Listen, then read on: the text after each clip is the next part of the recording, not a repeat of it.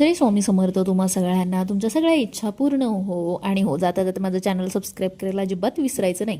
भरपूर लोकांचं म्हणणं होतं की तू गॅसवरती भाकऱ्या फुगवून दाखवू शकते, तर मग तव्यावरती भाकरी फुगवून दाखव.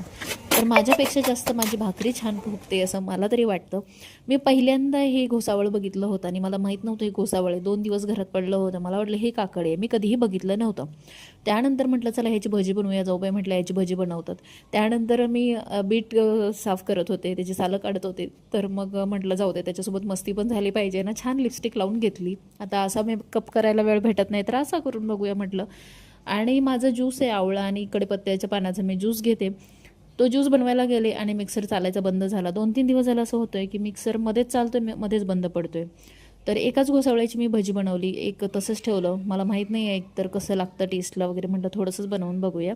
व्हिडिओ आवडत असतील चॅनलला सबस्क्राईब करा आणि हो प्लीज तुमच्या मौल्यवान कमेंट मला कळवा. कारण जोपर्यंत तुम्ही कमेंट करणार नाही तोवर मला कळणार नाही की माझ्या चुका काय काय होतात, त्याशिवाय माझं चॅनल ग्रो होणार नाही. आणि माझ्या आम्ही कोल्हापुरी या चॅनलला पण सबस्क्राईब करून घ्या. त्या चॅनललाही तुम्ही चांगलं सपोर्ट करताय, त्यासाठी खूप खूप आभार.